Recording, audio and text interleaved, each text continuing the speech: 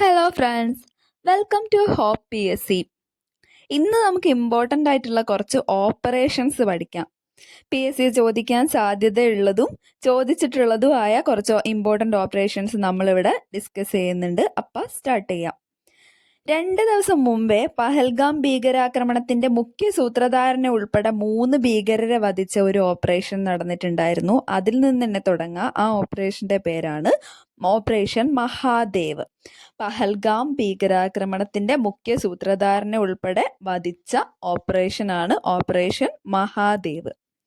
Next one, ഭൂകമ്പ ദുരിതം അനുഭവിക്കുന്ന മ്യാൻമാറിനെ സഹായിക്കാൻ വേണ്ടി ഇന്ത്യ നടത്തിയ രക്ഷാപ്രവർത്തനമാണ് ഓപ്പറേഷൻ ബ്രഹ്മ.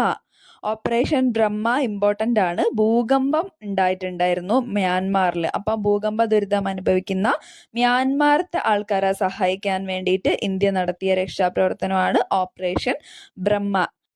നെക്സ്റ്റ് വണ് നമുക്ക് നല്ലോണം ഫെമിലിയർ ആയിട്ടുള്ളതാ. PSC ഓൾറെഡി കുറച്ച് ക്വസ്റ്റ്യൻസ് ഒക്കെ ചോദിച്ച ഒരു ഓപ്പറേഷനാണ് ഓപ്പറേഷൻ സിന്ദൂർ. ജമ്മു കാശ്മീരിലെ പഹൽഗാം ഭീകരാക്രമണത്തിന്റെ പശ്ചാത്തലത്തിലാണ് ഇത് നടന്നത് നമുക്കറിയാം. ഭീകര കേന്ദ്രങ്ങൾ തകർക്കാൻ വേണ്ടി ഇന്ത്യ നടത്തിയ സൈനിക ദൗത്യമാണ് ഓപ്പറേഷൻ സിന്ദൂർ.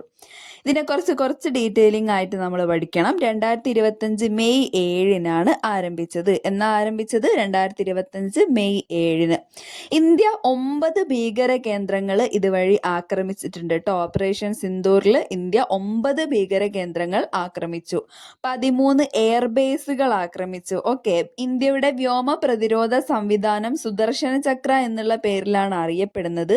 ഇത് ശരിക്കും എന്താണ് എന്ന് ഒരു ചോദ്യം വന്നിട്ടുണ്ടായിരുന്നു. ആ മിസൈലിന്റെ പേരാണ് S-400 ട്രയംഫ് എന്നുള്ളത്. മിസൈലിനെയും അതേപോലെ അവരുടെ ഡ്രോണിനെയും അങ്ങനെയൊക്കെ തകർക്കാൻ വേണ്ടിയിട്ട് വ്യോമ പ്രതിരോധ സംവിധാനത്തിന്റെ പേരാണ് S-400 ട്രയംഫ്. ഓക്കെ അല്ലേ? ഇന്ത്യയുടെ വ്യോമ പ്രതിരോധ സംവിധാനം അറിയപ്പെടുന്നത് സുദർശന ചക്ര എന്നുള്ള പേരിലാണ് കേട്ടോ.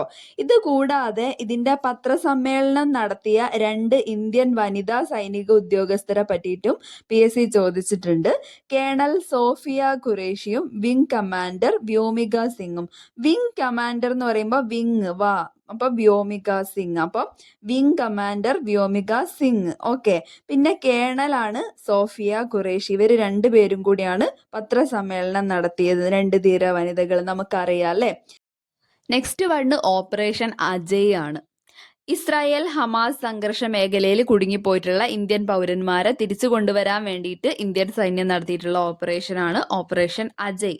ഇമ്പോർട്ടൻ്റ് ആണ്, പക്ഷേ കുറച്ച് ഓൾഡ് ആണ് കേട്ടോ. അതായത് കറണ്ട് അഫെയർ എന്നുള്ള രീതിക്കല്ലാണ്ട് നമ്മളോട് PSC കുറച്ച് മുന്നേ ഉള്ള ഓപ്പറേഷൻസ് ചോദിച്ചു വരുന്നുണ്ട്. അതുകൊണ്ടാണ് അത് ഇപ്പോൾ ഇവിടെ ഡിസ്കസ് ചെയ്യുന്നത്.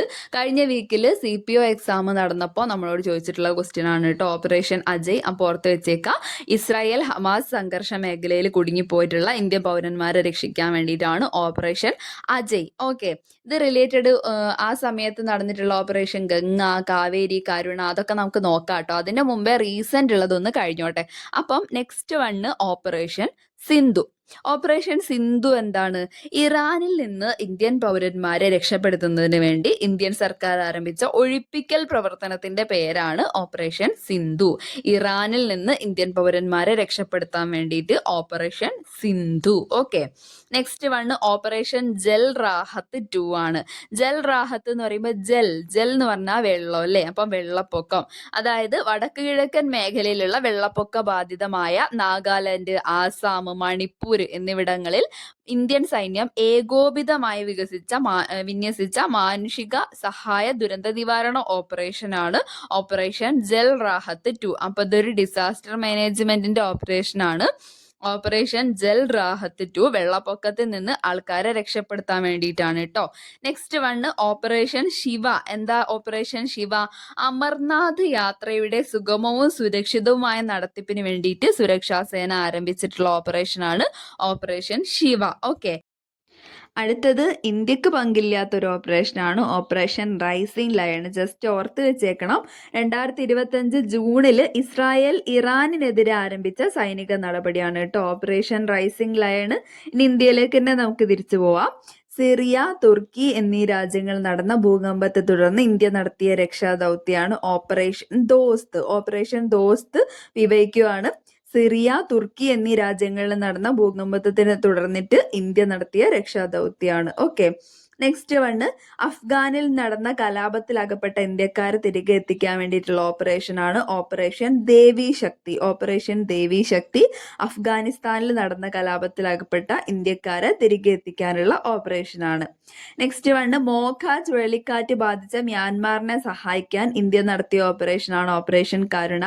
ഇതാണ് ഞാൻ നേരത്തെ പറഞ്ഞത്. കുറച്ച് ഓൾഡ് ആണ്, പക്ഷെ ഒന്ന് റിഫ്രഷ് ചെയ്തെടുക്കണം. കാരണം ഓപ്പറേഷൻ അജയിന്റെ ഒക്കെ ഒരു ചോദിച്ച സ്ഥിതിക്ക്, അതായത് കഴിഞ്ഞ വീക്കിൽ ഓപ്പറേഷൻ അജയ് ഒക്കെ ചോദിച്ച സ്ഥിതിക്ക് കരുണ, ഇന്ദ്രാവതി അങ്ങനെ കുറച്ചെണ്ണം കൂടി നമ്മൾ കണക്ട് ചെയ്ത് വെക്കേണ്ടതുണ്ട്. അപ്പോൾ മോഖ ചുഴലിക്കാറ്റ് ബാധിച്ച മ്യാൻമാറിനെ സഹായിക്കാൻ വേണ്ടി ഇന്ത്യ നടത്തിയ ഓപ്പറേഷനാണ് operation Karuna.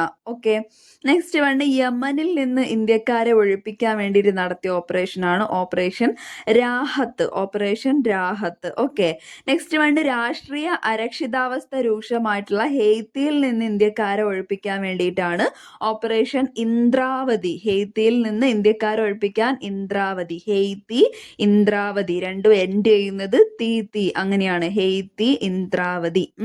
Okay, next one യുദ്ധം നടന്നപ്പോൾ യുക്രൈനിൽ നിന്നും ഇന്ത്യൻ വിദ്യാർത്ഥികളെ നാട്ടിലെത്തിക്കാനുള്ള ദൗത്യമാണ് ഓപ്പറേഷൻ ഗംഗ. ഇതും ഓപ്പറേഷൻ ഗംഗയും ചോദിച്ച ക്വസ്റ്റ്യൻ ആണ്.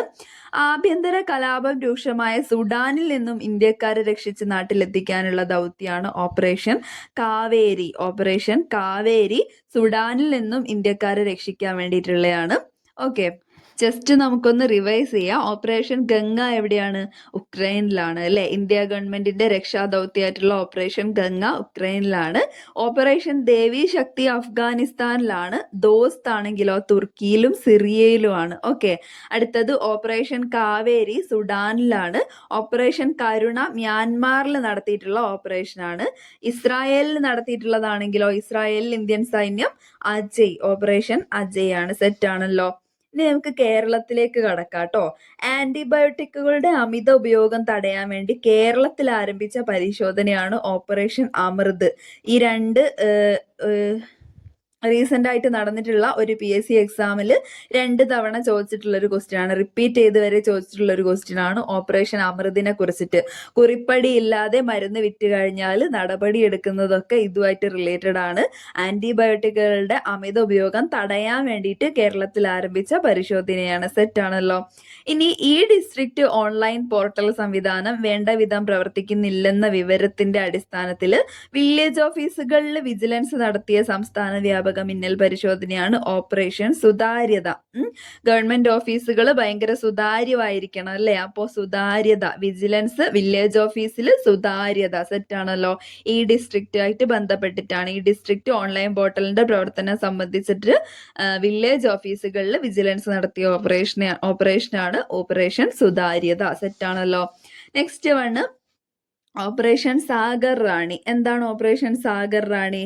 അമോണിയ, ഫോർമാലിൻ തുടങ്ങിയ രാസവസ്തുക്കൾ അടങ്ങിയ പഴകിയ മത്സ്യങ്ങൾ പിടിച്ചെടുക്കാൻ വേണ്ടി കേരള സർക്കാർ ആരംഭിച്ച പുതിയ പദ്ധതിയാണ് സാഗർ റാണി. ഓപ്പറേഷൻ സാഗർ റാണി. അമോണിയ, ഫോർമാലിനും ഒക്കെ ഇട്ട് വെച്ചിട്ടുള്ള മത്സ്യങ്ങളെ കണ്ടുപിടിക്കാൻ വേണ്ടിയിട്ടല്ലേ, അതൊക്കെ പിടിച്ചെടുക്കാൻ വേണ്ടിയിട്ട്. ഓക്കെ, അടുത്തത് ഓപ്പറേഷൻ സ്റ്റെപ്പിനെയാണ്. 2-3 വട്ടം PSC ചോദിച്ചു കഴിഞ്ഞു.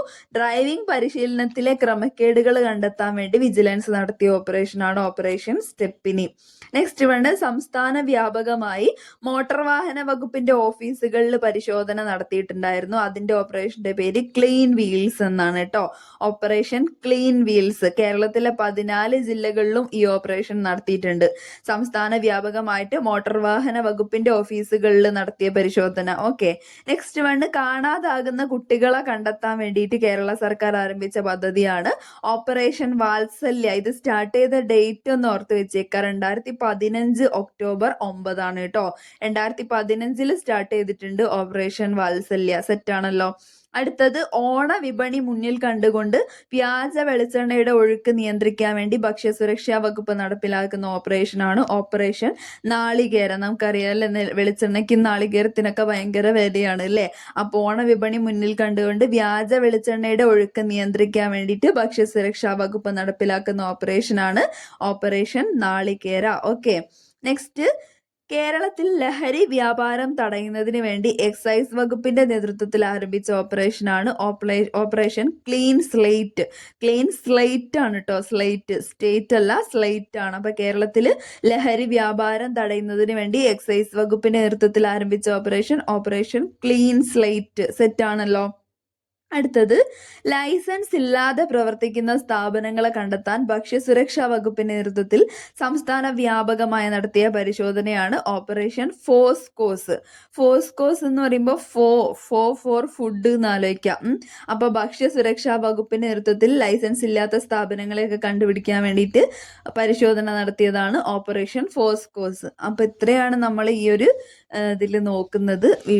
ഇനി നമുക്ക് കുറച്ചും കൂടിയും അധികം ഓപ്പറേഷൻസ് ഉണ്ട് അറിയാം. എന്നാലും ഇത്രയും ജസ്റ്റ് നമ്മൾ നന്നായിട്ട് പഠിച്ചു വെച്ചേക്കുക. കാരണം റിപ്പീറ്റ് ചെയ്ത് PSC ഈ അടുത്തിടെ ചോദിച്ച ക്വസ്റ്റ്യൻസ് ആണ്. അതുകൂടാതെ ഏറ്റവും ലേറ്റസ്റ്റ് ആയിട്ടുള്ള കുറച്ച് ഓപ്പറേഷൻസ് ആണ്. പിന്നെ കുറച്ച് പഴയ ഓപ്പറേഷൻസും കൂടി ഒന്ന് ജസ്റ്റ് റിവൈസ് ചെയ്തതാണ് നമ്മളിവിടെ. ഇനി ഇത് കൂടാതെ ഇമ്പോർട്ടൻ്റ് ആയിട്ട് നിങ്ങൾക്ക് തോന്നുന്നത് വേറെ ഏതെങ്കിലും ഉണ്ടെങ്കിൽ ജസ്റ്റ് അതൊന്ന് കമൻറ്റ് ചെയ്തേക്കുക. പിന്നീട് വീഡിയോ കാണുന്ന ആൾക്കാർക്ക് അത് യൂസ്ഫുൾ ആയിരിക്കും. അപ്പോൾ ഓക്കെ ഫ്രണ്ട്സ്, താങ്ക്